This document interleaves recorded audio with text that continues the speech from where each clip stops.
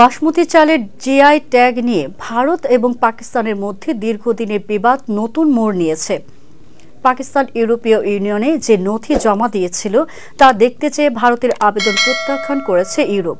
ফলে এবার European court of জাস্টিসের দ্বারস্থ হয়েছে ভারত।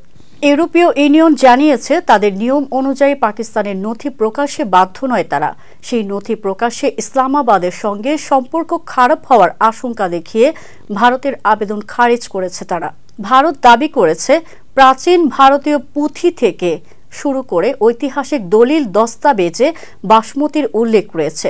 বিশ্ববাজারে বাসমতির সবচেয়ে বড় রপ্তানিকারক দেশ ভারত, কিন্তু ইউরোপ ও অস্ট্রেলিয়ার বাজারে পাকিস্তানের আধিপত্য। ভারতের দাবি বাসমতির জিআই ট্যাগ পেলে আন্তর্জাতিক বাজারে তাদের একচেটিয়া আধিপত্য নিশ্চিত হবে।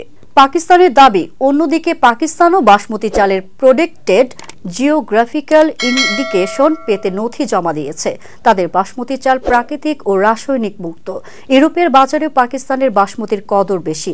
এই প্রেক্ষিতেই উভয় দেশ বাসমতির মালিকানা নিয়ে লড়াই চালিয়ে যাচ্ছে।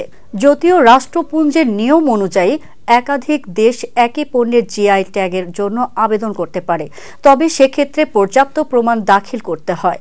বর্তমানে এই প্রমাণ যাচাইয়ের প্রক্রিয়াতে ভারত এবং পাকিস্তানের দ্বন্দ্ব আরও তীব্র হয়েছে।